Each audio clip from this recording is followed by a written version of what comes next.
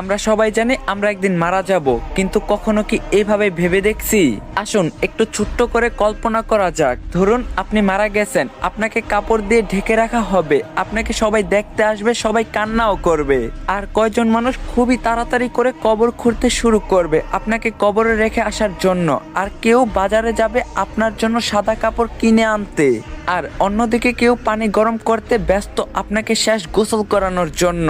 পানি গরম করে আপনাকে একটা খাটে শুয়ে গোসল করানো হবে। তারপর আপনাকে একটা সাদা কাপড় পরানো হবে, সাথে একটু সুগন্ধিও লাগিয়ে দিবে।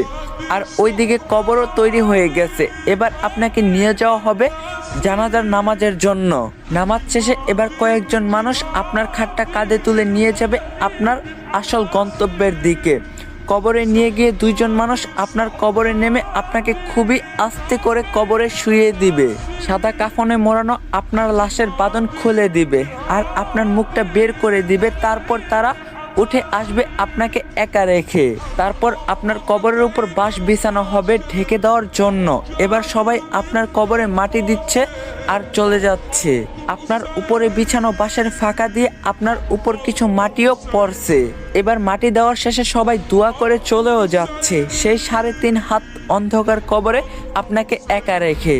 এই সব কিছু আপনি বুঝতেও পারছেন, দেখতেও পাচ্ছেন, আর হয়তো খুব চিৎকার করতেছেন, কিন্তু কেউ আপনার চিৎকার শুনতে পায় না, দেখতেও পায় না। এবার শুরু হবে আপনার দীর্ঘস্থায়ী কবরের জীবন। কিছুদিন পর ধীরে ধীরেই সবাই আপনাকে ভুলে যাবে, আপনজন বাড়ির লোক সবাই সুন্দর আনন্দে জীবন কাটাবে। সবকিছু ঠিক আগের মতোই চলবে, সব থাকবে, শুধু থাকবেন না আপনি। এখন একটু চোখ বন্ধ করে ভাবুন, যদি আজকে আপনি মারা যান তাহলে আল্লাহর কাছে কালকে কি জবাব দিবেন আপনি? চেষ্টা করবেন 5 ওয়াক্ত নামাজ পড়ার। আর বহুদিন পর ইসলামিক কন্টেন্ট নিয়ে ব্যাক করলাম। ভিডিওটা কেমন লাগছে অবশ্যই কমেন্টে জানাবেন, আর রিকোয়েস্ট রইল 3টা করে কপলিং করে দিবেন। তো দেখা হবে নেক্সট ভিডিওতে। আল্লাহ হাফেজ।